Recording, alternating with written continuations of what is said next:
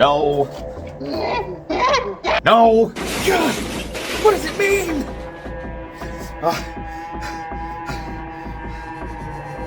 One name. 3 games. I have to know. There needs to be a pattern. I need answers. No matter the cost.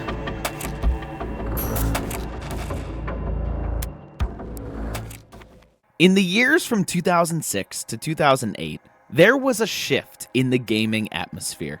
A change, of course, that would alter the fates of 3 franchises forever. Philosophers still debate to this very day as to how this occurred. Whether it was a butterfly effect that all drew back to the same Nexus event in the multiverse, or if it was just mere coincidence. These seemingly 3 unrelated games from 3 unrelated companies all united under one common theme. 3 games, 1 word.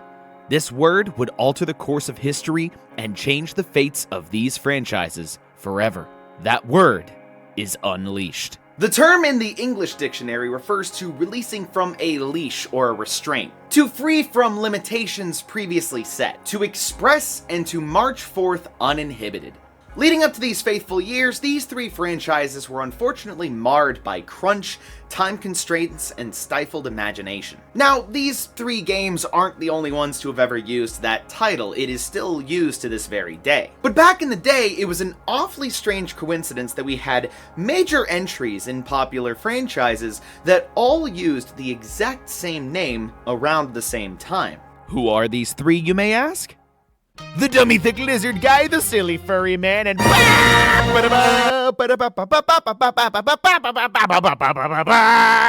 it baffles me to this day that we got 3 games in the span of 3 years that used this newfangled buzzword Unleashed and seemingly had no relation to one another. These games being, of course, Godzilla Unleashed, Star Wars The Force Unleashed, and Sonic Unleashed. Games in their respective series that were, for lack of a better term, pivotal in defining the future of the games that would follow these guys, for better or worse. This video is a passion project of mine, something that I've been cooking up since long before I even started a YouTube channel. Seeing as today marks the official AllKnight 1-year anniversary, sort of, I wanted to deliver for both myself and for all of you that have helped this channel grow every step of the way. So to the Godzilla fans, the Sonic fans, and hi Star Wars fans, I'm sure you're new here. My name is AllKnight, and this is what it means to be unleashed.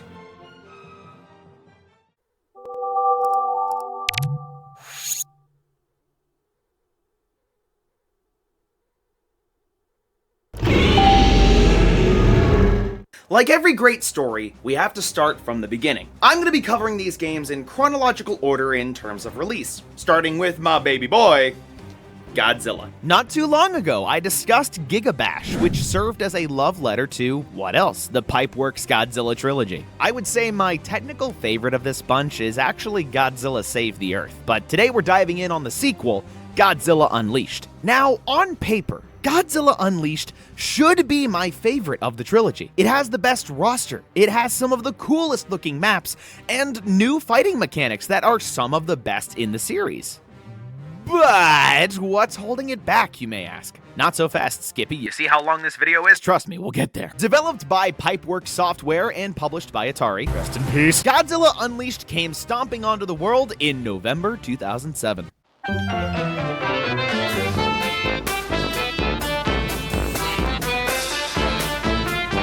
Atari, what in the motherfuck were you thinking? And upon release, the general reception was, shit, we're really starting with that, huh? Okay, besides the obvious, I'd like to give my experience both leading up to and experiencing the game myself. Rose-tinted glasses and all. Regardless of its abysmal critical reception and asinine release schedule. Growing up, Save the Earth was my bread and butter when I wanted some good old-fashioned Godzilla smashing action. Pipeworks proved themselves to be the master-class Godzilla game developer after the critical success of both Destroy All Monsters and Save the Earth. So in the years leading up to Godzilla Unleashed's release, it was clear that anticipations for the newest game in the series were sky high. Around this era of Panicking at the Disco and, I don't know, Ben Stiller, I guess. The internet as we know it today was just starting its early developments. And so was YouTube. Early on in the Godzilla Unleashed news cycle, we caught the first glimpse of Pipeworks' next game, unveiled to the world in all its 360p glory. It was easily early development footage, but little baby me didn't care. It was fucking Godzilla! My tiny Godzilla fan brain was blown with the many changes that they were making from the get-go. The buildings had detailed destruction physics, sort of. The graphics looked decently improved over Save the Earth, and characters could move and attack at the same time? This may not be a revelation for most, but for fans of the Pipeworks games at the time, this was like showing a Nokia phone to a caveman for the first time. Next thing you'll tell me that they figured out how to slice bread. It's right behind me, isn't it?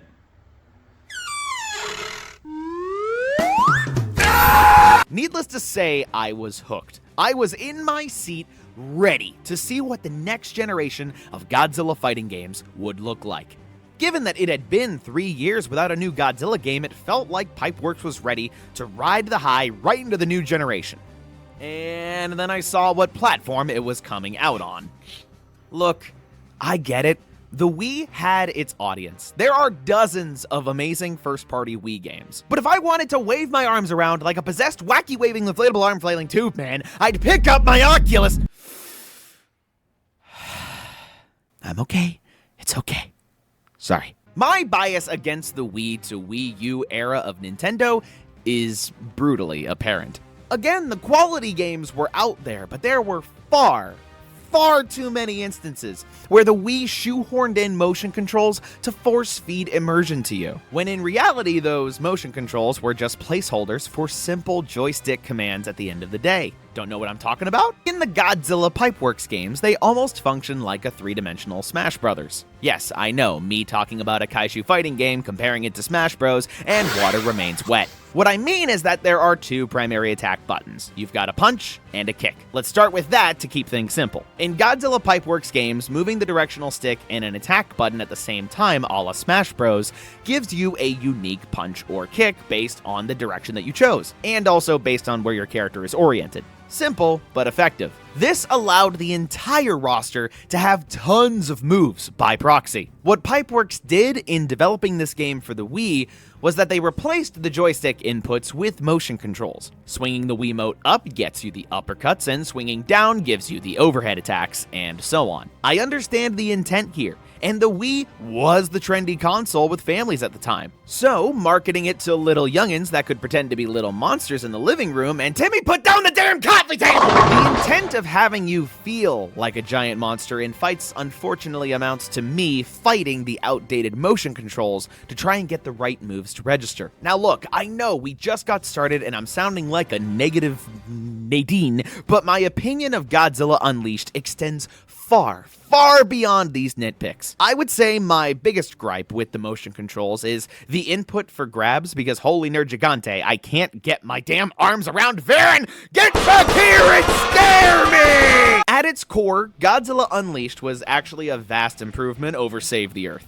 Yep, I said it. Godzilla Unleashed kept the roster of Save the Earth, but nearly doubled the roster with both popular and not so popular picks. Varen Gang, rise up! In addition to highly desired monsters like Biolante and King Caesar, Pipeworks even enlisted the help of the community, with original monsters being added to the roster that the community could vote for. I remember there being these wild designs like Fire Lion, the Visitor, and more. Honestly, looked like something out of War of the Monsters. Rest in peace. Next time, baby. The winner ended up being Obsidious, and he, alongside Pipeworks' own creation Crystalak, would end up being the new boys on the block. While I'm uncertain if Toho or Pipeworks are the current owners of these two's trademarks, I think these serve as pretty serviceable giant monsters, all things considered. It would be these OG monster designs that, in my opinion, would eventually inspire the likes of Legendary to create their own slice of Godzilla monster goodness with original creations like the Mutos and Scar King. And Shima, hey, wait a minute! One other fascinating thing that Godzilla Unleashed did was section the roster into factions based on their respective origin. You have the natural-born kaiju of the Earth Defenders, there's the Robo-Troop with the likes of Mechagodzilla on the Global Defense Force, no relation, I swear. The unnatural-born kaiju such as Destroya and Space Godzilla lead the mutants, and you've got all of the extraterrestrials on the alien side. This faction system actually allows for some interesting arcade mode shenanigans, as depending on the monster that you pick and you play as through the game's single-player offerings, you'll get different endings for each faction. A very nice way to spice up that Godzilla lore, and especially the Pipeworks lore that they had been building up to this point. I think that Godzilla games have so much room to expand the universe in the same way that the comics have done over the past couple years. To see this genuine effort to try and make more out of the Godzilla license is a sight to behold in this game. The general plot is that crystals started raining down one day and crashing into the Earth, infesting all of our major cities and giving out mysterious energy. Space Godzilla having a field day for real. The Earth Defenders and the Global Defense Force dispatch to see what's going on. Giant monster chaos ensues, aliens happen, the whole deal, my friends. Pretty simple plot, all things considered, but this game knows the target audience, knows it's an arena brawler first, and Until Dawn second. Godzilla Unleashed really shook things up in the gameplay department, though. One major critique of prior Godzilla fighting games was the speed in which battles took place. By allowing monsters to input attacks while on the move, as opposed to needing to march and stomp on a whim, really did help keep combat flowing. The only problem here now is that the attacks being input on the go, you sort of remove the strategy from Save the Earth when it comes to pacing and timing your attacks. Different moves allowed for different ways to engage on your opponent, and now that layer is somewhat removed. Matches can, on the occasion, feel like two grandmas having a slap fight in the condiment aisle at Walmart. Some monsters and their moveset design really do help supplement that though, with my personal favorite being Space Godzilla. I always feel that his ability to raise crystals and having those crystals not only be his source of energy, but also his special moves is just mwah. Honestly, with the roster alone, Godzilla Unleashed was always a good time for me. Getting to see, wait a second. There we go. Getting to see all three major eras of Godzilla, and hell, all three eras of Mechagodzilla in a fighting game together. The novelty of just having all these monsters together is the same novelty of having Cloud fight Mario in Smash Bros. It just tickles me seeing the three different Mechagodzilla models playing Rock'em Sock'em robots to see who comes out on top. The correct answer is Kiryu, and it will always be Kiryu. From my time spent with this game, I would say that the Unleashed aspect comes into something I don't think the developers intended for. I'm sure the Unleashed naming convention was most likely derived from you using motion controls to feel like a giant monster. But in case I haven't made it obvious yet, that was clearly the opposite effect. No, what I truly think is unleashed with this game was just how free the game felt that it could take the Godzilla universe. From making brand new monsters in the Pipeworks world, to expanding the roster leaps and bounds ahead of its earlier entries, and from using the faction system to flesh out the world even further and make every playthrough special. It's pretty easy to see that Toho is fairly protective with the Big G nowadays, only appearing in spin-offs rather than his own games anymore. However, with releases like Godzilla x Kong: The New Empire just around the corner, we may finally see a shift in that stigma and see Toho release the restraints a little bit, and let other studios and companies partner on making something truly special in the Godzilla atmosphere again. Only time will tell if Toho allows something of this scale to ever happen in the gaming scene ever again. But hey, I think the Godzilla DLC in Gigabash was a fresh start for something pretty close to that. Unfortunately, if you want to play Unleashed nowadays, you'll need an original copy on the Wii, as they've never ported this game to this day. There are entire communities on various social media accounts built on the foundation that Pipeworks or Toho should allow a port or remaster to modern consoles, and I'm in that same boat. I think that these games deserve to see the light of day again. And I especially believe that Godzilla Unleashed deserves a new lease on life, without the tacky, dated motion controls holding it back. Dare I say, Godzilla Unleashed deserves to be re-unleashed? Released. Unreleased. Unreleased? Re-unleashed. Chun-Li. Chun-released. Lee Chun Nun. Hey there. It's non-voiceover me, here to remind you to like and subscribe if you've enjoyed the video so far. That like button shows love to the algorithm and lets me know if you enjoyed your time here. And subscribing guarantees you won't miss out on videos just like this one down the road. In case it's not obvious, my rabid gopher brain can't really focus on one thing for too long at a time, so even if I haven't made a video covering a topic you personally enjoy, odds are I eventually will. And hey, also consider leaving a comment and let me know what types of videos you'd be interested in. Also, drink some water right the fuck now! This video is already an hour long and I won't be having anyone keeling over from dehydration on my—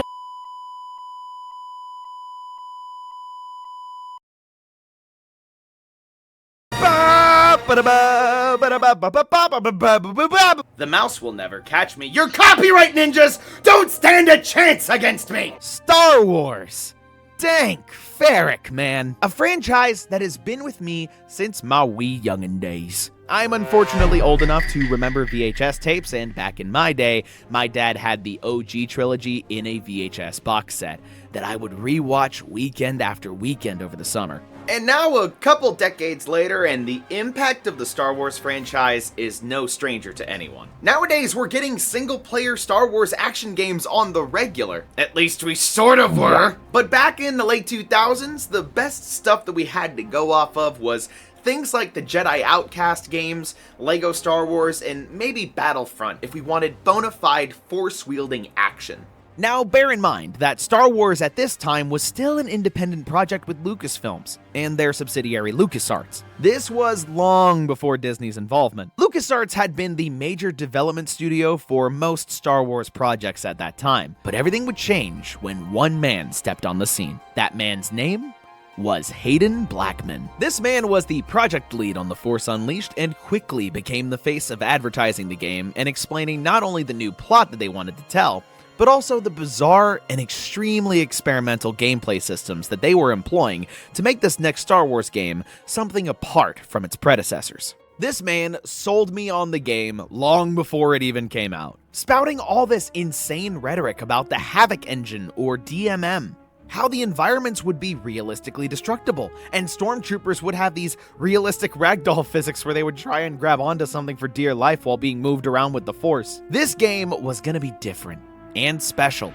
in a big way. Star Wars: The Force Unleashed was one of many stories set in a galaxy far, far away that at the time sought to bridge the gap between the prequel trilogy and the original trilogy. Before the extended lore was written off by the House of Mouse, Starkiller and friends were considered canon to the Star Wars story, and their impact on the Star Wars universe was far greater than anyone could have ever imagined. The Force Unleashed was set just shortly after the events of Episode 3, Revenge of the Sith, wherein Anakin has fully embraced the dark side and transformed into Darth Vader. Vader, in the middle of his hunt for the remaining Jedi in the galaxy, stumbles upon a small child with immense Force potential. And after opening Task Manager on his parents, Vader takes him in as his forced apprentice. Boo! You stink! Vader's long-term plan here was to have this boy be his secret apprentice, in the hopes of one day training him to kill Lord Palpatine and take control of the Empire himself. As Starkiller, you go through the galaxy,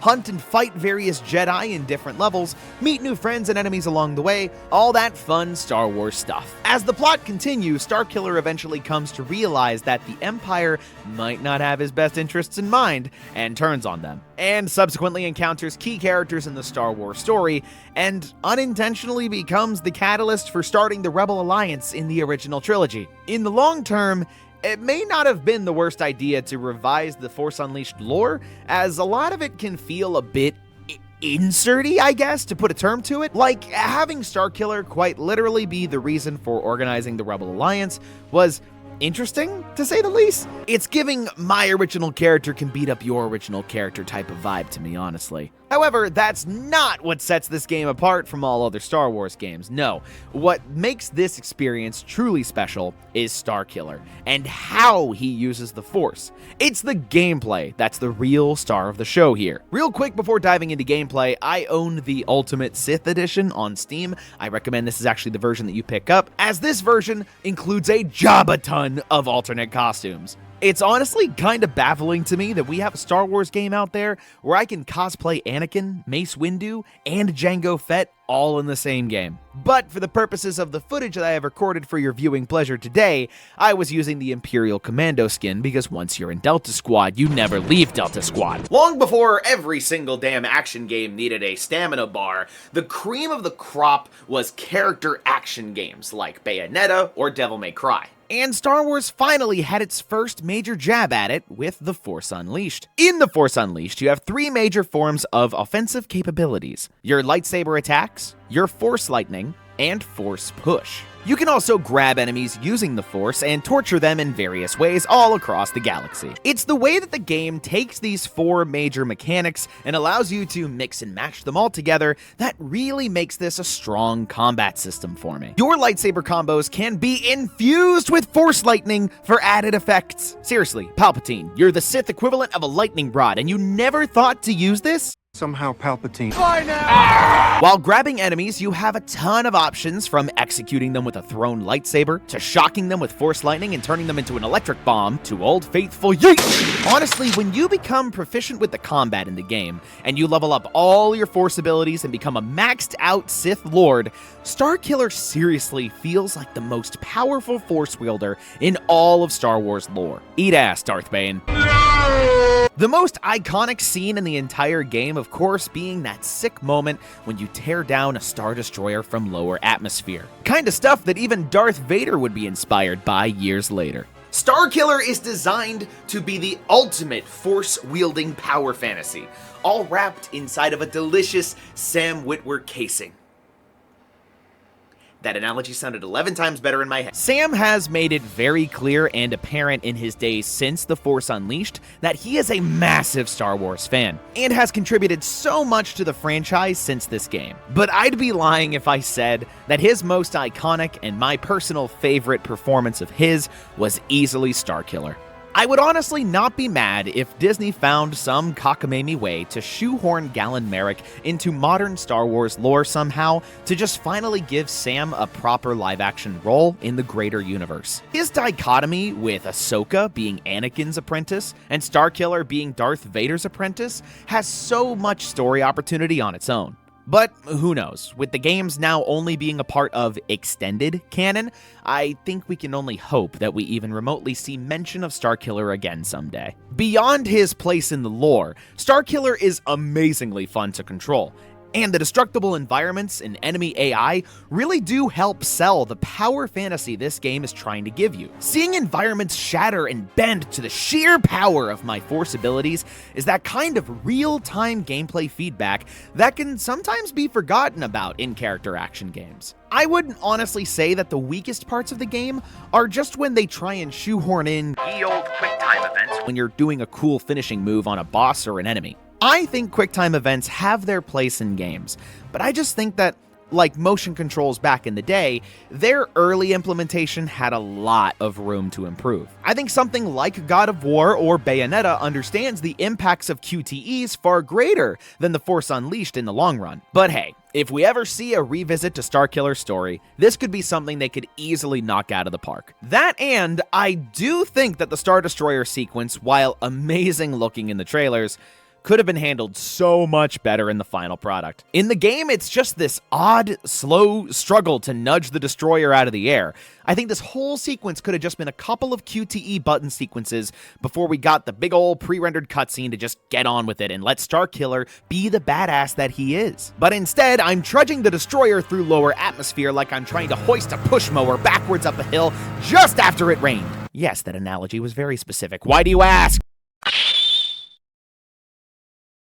The Force Unleashed easily delivers on the term, and it's quite honestly in the name itself. The Force as a concept in Star Wars has usually only ever meant a vague series of power sets, and more often than not usually just meant telekinesis, telepathy, and that was it. But the Force Unleashed embraces all versions of the Force, whether light or dark side, and gives you the rush of being someone with badass Sith powers, all while getting to experience a story from both the good and the bad sides. Unfortunately, the ending, allowing you to choose whether or not you die a hero or live long enough to see yourself become the villain, felt somewhat tacked on and sort of ignored everything Starkiller had accomplished up to that point. I think these types of alternate endings in licensed games tend to muddy the waters of canon, and back in the day, never really had the same impact as something like Hogwarts Legacy does, where you're just carving out your own place in the world, as opposed to being a direct influencer on major plot points between trilogies. At the end of the day, The Force Unleashed's only greatest sin was that it didn't continue beyond the second game. I would talk about the second game today, but I'm focusing on the first entry for two reasons. First, it's because this game was the one I had the most nostalgic experience with growing up. It's not like the second game is bad or anything, but I feel like the first game had a more direct approach and was the best implementation of this combat style. It's not like The Force Unleashed 2 is a bad game by any means. I enjoyed my time with it. I just feel like the first game kept it simple and had a straightforward approach to this gameplay concept. That, and if I did talk about the second game, we would be here until Respawn's Mandalorian game comes out. The Force Unleashed opened the door for LucasArts to explore brave new concepts when it came to Star Wars games. Star Wars didn't just have to be a story about the Skywalker family anymore. Somehow it always does. And Star Wars games could expand on the Force in new and creative ways never before seen. I do thoroughly enjoy the Star Wars Jedi games, and I think that they're a fantastic adventure series. But I do miss the days of Galen Marek, and just how much more powerful you could feel while wielding the Force. Maybe someday, Starkiller's story will be worth telling again. Maybe in another galaxy, and maybe in another time. Hey there, it's been a minute. I just wanted to remind you that if you've enjoyed the video so far, I'd appreciate you giving it a like. It lets the algorithm know that this was a good time for you and will recommend other videos exactly like this one. Why don't you rest by the bonfire a while, save your game, and maybe come back later if you're tired. Otherwise, just sit back and enjoy the music.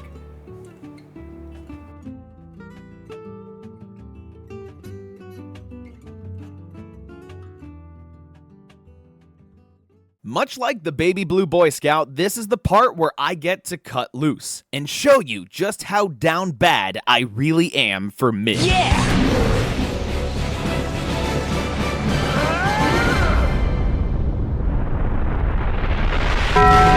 Hell nah, dude. Sonic Unleashed is far from mid.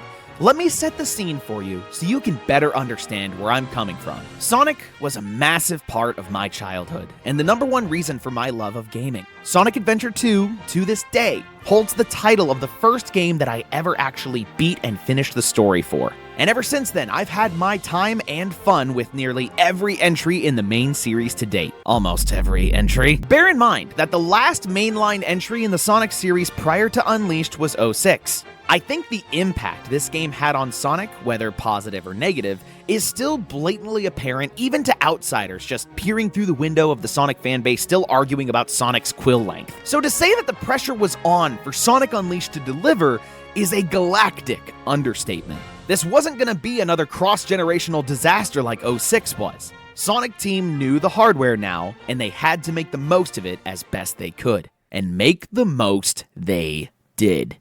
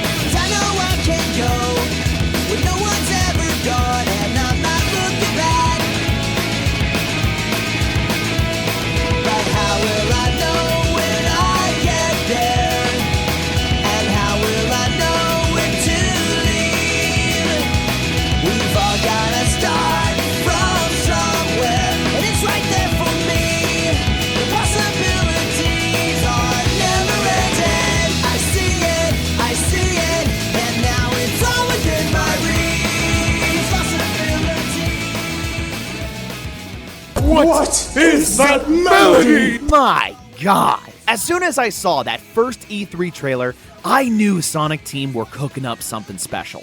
Gone were the days of dark and gritty environments and dulled saturation. Now every level has its own personality. A more smooth yet cartoony art direction, with a color palette that matches its tone perfectly. Gone were the days of just simple platformer physics. Sonic now controlled like a vehicle more than just a regular platforming mascot. His speed had been dialed up to 11, and the level's scale and scope had been ramped up to showcase that. And now he's even furrier than before? Dear God, the allegations will never end! Making his big debut was Sonic's first ever playable alternate form that wasn't just a super form, Sonic the Werehog. Mixing in dynamic beat-em-up style platforming in with this blistering, fast-paced gameplay was certainly a bold choice. But did it land? Is Sonic the Werehog truly the worst part of Unleashed and should be forgotten forever? Or is the Werehog a hidden gem that deserves a second chance in a modern 3D Sonic game? Let's make sure we have enough sun medals and dive right in. The story kicks off and good ol' Egg Boy's up to no good once again. I think this opening sequence speaks for itself. The tone of Sonic Unleashed is grand scale, high fidelity, and beautiful art direction. And this opening cutscene showcases that in spades. Shortly after going Super Saiyan and wrecking house, Sonic has Eggman cornered before the trap is sprung and the energy from the Chaos Emeralds is ripped straight from Sonic. This powers a big fuck-off laser cannon that splits the Earth into many pieces while also corrupting Sonic with dark Chaos Emerald energy, causing him to assume the form of a werewolf-like creature when the sun goes down. We come to find out that there exists a being that lies deep within the Earth known as Dark Gaia. This is our new biblically accurate monster of the week that the Sonic franchise has unfortunately been infamous for. But all the same, Dark Gaia emerges once every couple of millennia and splits the Earth into many pieces, where then the opposing Light Gaia comes in to reassemble the Earth and quell Dark Gaia's rampage. And they just do that song and dance over and over and over again. It's Dark Gaia that Egbert is most fascinated with, and wants to awaken Dark Gaia early to control his power and help finally build Eggman Land. After all this time, the weirdo just wanted to make a theme park. It truly is capitalism at the root of all evil, isn't it? After being jettisoned from the egg carrier, Sonic lands on a little fox fairy thing named Chip, who has conveniently lost his memory and doesn't remember where he came from. Gee, I wonder. But all the same, Chip and Sonic team up to travel the globe, meet European men obsessed with sandwiches, and restore the power to the Chaos Emeralds one by placing them back into Light Gaia shrines all throughout the world. Now, while my explanation may feel like a lot, when the game's actually going, the plot sort of takes a back seat. Sure, the Gaia manuscripts and the shrines themselves may feel like a lot and are still integral to what you're actually doing in the game, but when you're on that globe-trotting adventure, you don't care about the plot. All you care about is...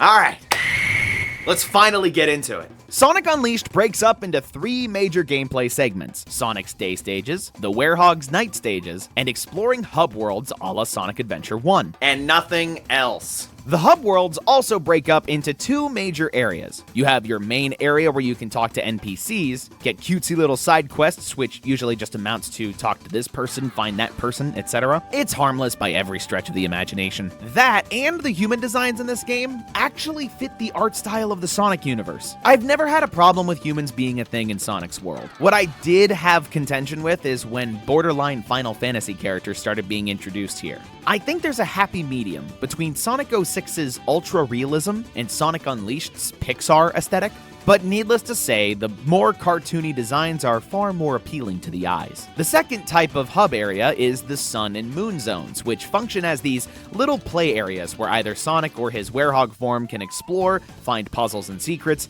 and do mini platforming challenges to unlock the next playable action stage. There's a part of my brain that gets bored really easily with hub worlds like this, so naturally you would assume that that part would instantly want these hub worlds to just not be a thing. But I'll be honest, I don't think they ever drastically overstay their welcome in this game. That, and what really helps these hub worlds is a major thing that will pop up endlessly throughout the remainder of this video: vibes. Every single Hub World emits such a strong vibe from each of its major countries that you visit, and it's always done in earnest, too. Nothing racially insensitive about any of these worlds. It feels much more culturally aware than stereotypical. Think something like the World Showcase at Epcot in Disney World. It's a celebration of various cultures rather than a parody, be it Apodos with its heavenly Greek architecture, or Chunnan's striking oriental influence with large winding dragon paths and thick bamboo forests. This being a world adventure means that the level themes are able to be expressed by culture rather than just picking an element and the word city and going to town. It's Hydro City, you cowards. Moreover, the biggest compliment I can give this game is its music. Remember when I said this game gives off strong vibes? I am saying this with my entire goddamn chest when I say that at every turn, Sonic Unleashed passes the vibe check. Whether you're just walking through the hub world taking in the scenery with calm, relaxing tunes and Apodos, or the lovely melodies of Holiska at night. Or whether you're flying through stages at the speed of sound to some of the most bumpin' Sonic themes we have had in years. It is rare for a Sonic game not to be full of bangers, but this is the first Sonic game soundtrack that I have been borderline obsessed with. Little Easter eggs in my prior videos, you'll understand why I use the OST in the background of a lot of my rambling videos. That and there is a reason that Rooftop Run is a highlight of this game for most people and was included in Sonic Generations. Not only does it contain some of the strongest level designs of the game, but the sweeping strings and triumphant rock tunes meld into this ultimate fusion of musical composition that just makes me...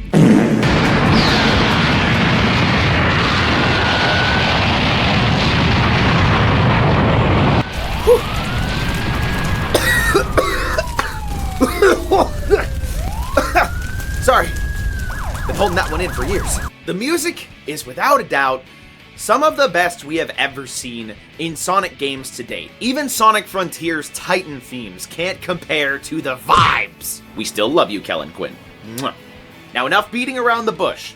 I know you're itching to hear about it, and I'm itching to talk about it, so let's dig in to the Sonic Day stages and the Werehog Night stages. I won't be the first to say this, but I truly feel that the boost formula was the best natural progression of the Sonic formula. Having Sonic control more like a high-speed vehicle helps separate him from games like Mario or Crash Bandicoot, even if it's a little unwieldy sometimes. Yes, the momentum of classic 2D and adventure-like games does help make them unique, but in 3D, that idea proved to be harder and harder for Sega to develop for over time.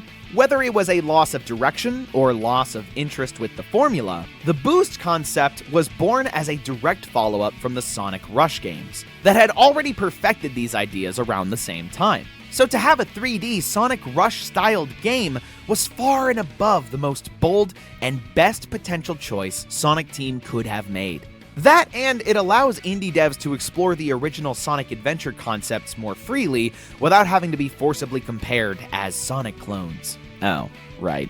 I really came out here and expected Twitter to be better. I'm the problem. We went from speeds that would potentially be considered illegal in a school zone to breaching the speeds necessary to achieve time travel! The day stages in Sonic Unleashed are set piece after set piece. A true triumph in Sonic level design that would only be continued to be perfected in future games like Colors and Generations. I hold an ounce of bias for Unleashed as, while I think Generations technically controls better, I think that the theming and original level designs of Unleashed are overall stronger.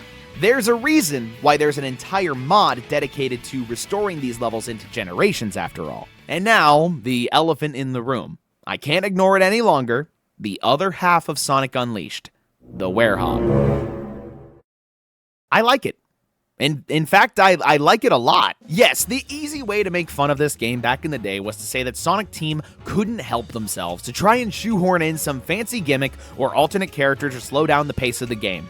They couldn't just let Sonic be Sonic. But I'll be honest, I can 5,000% understand that perspective. To have what is still considered to this day to be the literal fastest Sonic game in existence, only to break up the pace almost jarringly with slow, lumbering platforming and beat-em-up gameplay, that is absolutely a justifiable viewpoint. My counterpoint is that I fucking love the Werehog levels. I seriously think that the Werehog, if tweaked appropriately, could hold up in his own potential spin-off game.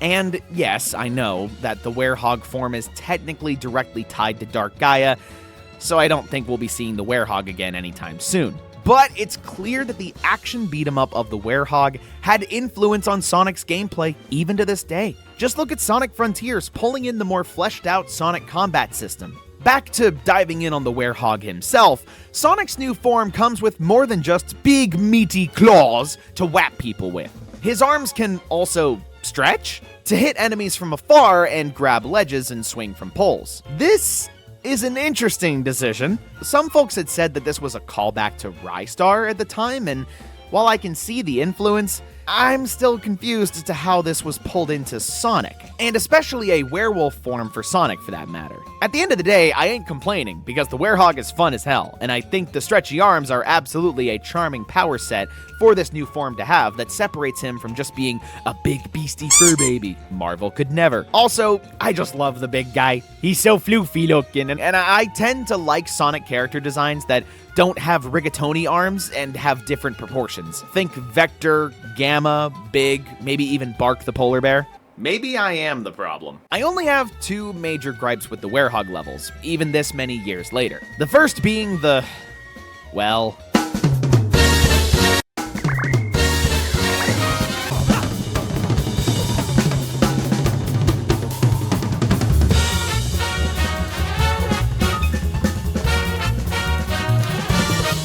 this goddamn track I will be hearing in my nightmares after I'm dead. Is it bad? Hell no. I think that the Werehog levels tend to lean towards that jazzy street brawl vibe pretty well, so if the song was used maybe exclusively for boss battles or maybe used sparingly for larger fights, maybe I could let it slide. But it's the fact that we have these dark, moody levels with chill vibes and mellowed out music playing throughout. Even Empire City, while jazzy and upbeat, is still a more reserved track. To go from that to it's kind of obnoxious, especially since the track always restarts whenever you start a new fight. It is obnoxious, it is dumb, and if Sonic Unleashed ever gets a remaster, I want the option to turn off this fight music. Even if I have to kick ass and chew bubblegum to lo-fi beats to chill and study to 2024, I'll just do that, to never hear this goddamn song ever again. My second and last criticism of the Werehog stages comes down to the combat itself. Now, I think the combat is serviceable, and if you level up enough in the combo tree, you can definitely get some really fun moves, but I think that the combat feels slightly restricted, if that's the word. It's odd for a game titled Unleashed where the combat feels less free than something like Bayonetta or DMC. And all I mean with that is that the combo trees are fairly limited and don't usually allow you to experiment too much. And the speed in which moves come out could be ramped up just a little bit. This is something that I think Sonic Frontiers actually ran with very well with its combat, complementing Sonic's speed with snappy combat. The Werehog feels powerful, just not snappy enough to satisfy my character action game sensibilities, you know? But regardless of that, I have a lot of fun wandering the levels, finding ooh shinies, and moving on to the next big fight. Except Shamar. Fuck Shamar. All my homies hate Shamar. Lastly, the presentation. I think it's clear to everyone to this point that Sonic Unleashed stands the test of time as one of the best looking 360 games ever made. Hell, one of the best looking Sonic games ever, even rivaling current gen titles. It is of course massively carried by its timeless Pixar-like art style. Unfortunately, while everything looks pretty in this game, the presentation...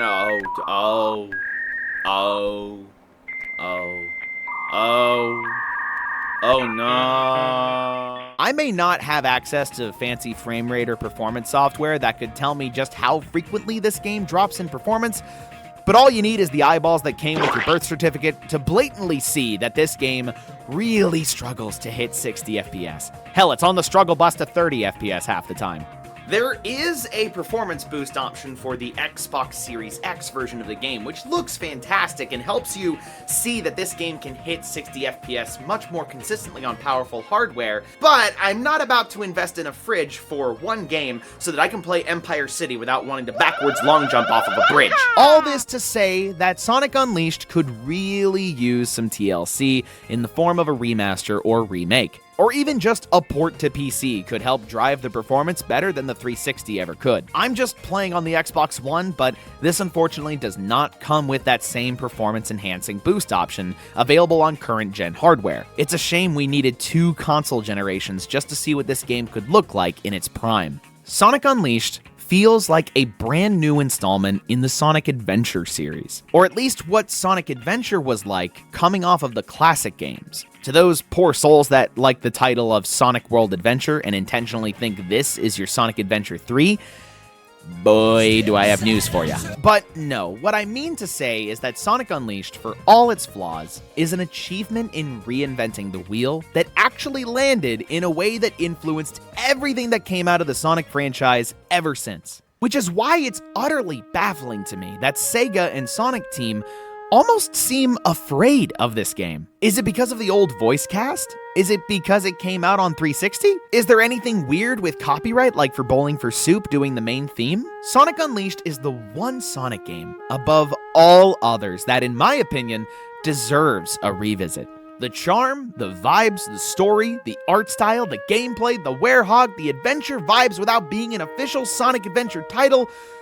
Ugh! In its own way, Sonic Unleashed is a lesson beyond the gaming atmosphere. A lesson in not only trying new things and shaking things up, but in not being ashamed of what you have accomplished before. The lessons that Sonic Unleashed gave Sonic Team would continue to influence smash hits like Sonic Generations and, yes, even Sonic Frontiers. Unleashed was a game I could always go back to and replay and re-experience and continue to feel that same magic I did nearly 2 decades ago. Back then, Sonic Unleashed felt like Sonic was saved after the abysmal reaction to Sonic 06. Sonic Unleashed reminds me of a time in my life where I was young, naive, and yes, cringe. But Sonic Unleashed is a reminder that we all go through strange paths, and yes, make weird choices. But it's the lessons we learn from those choices, and acknowledging the good parts of those choices that allow us to be the best version of ourselves. Unleashed's lesson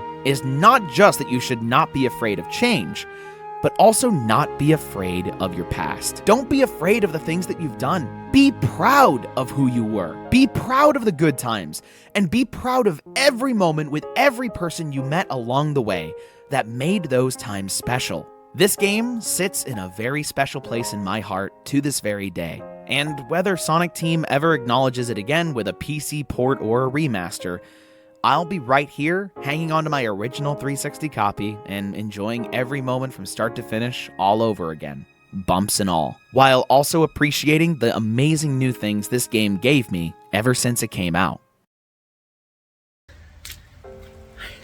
I don't get it. There's no pattern. There's no correlation. Each one of these games had their own strange reason for calling themselves Unleashed.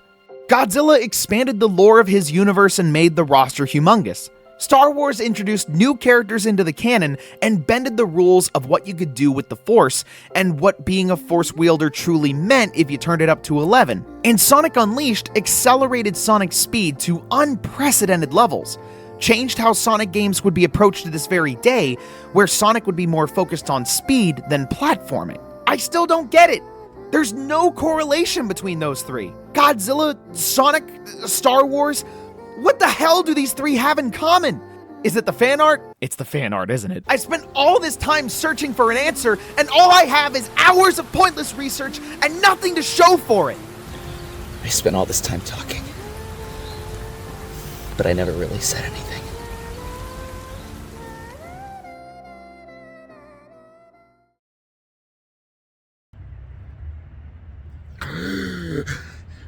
Oh great, now I'm dead. Okay, maybe not dead. Thank God. Fucking cold though. Wait, what? Wait.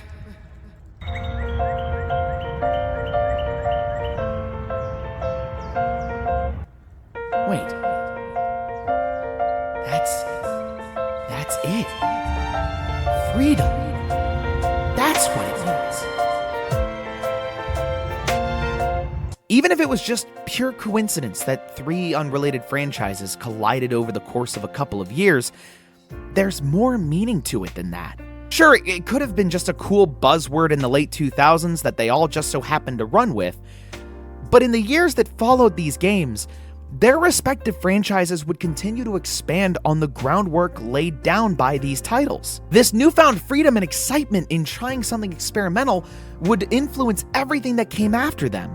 Godzilla's lore would continue to grow and grow in different mediums, and they would explore adding new and fresh monsters to Godzilla's universe. Star Wars continued to explore the galaxies far, far away, and felt more comfortable telling stories that weren't necessarily ingrained with the Skywalkers, and also continued to explore new and exciting ways that the Force could be used in the Star Wars world. And Sonic, motherfucking Sonic the goddamn Hedgehog, would take the groundwork laid by Sonic Unleashed and create what many fans refer to as the boost era of Sonic the Hedgehog, in the same way that Sonic Adventure started the Dreamcast era not too long ago.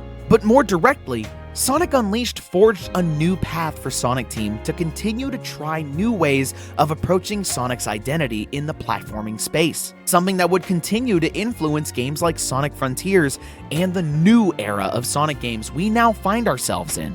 Unleashed, all this time, meant to simply be free, and to not be afraid of something new or different. That's what it meant.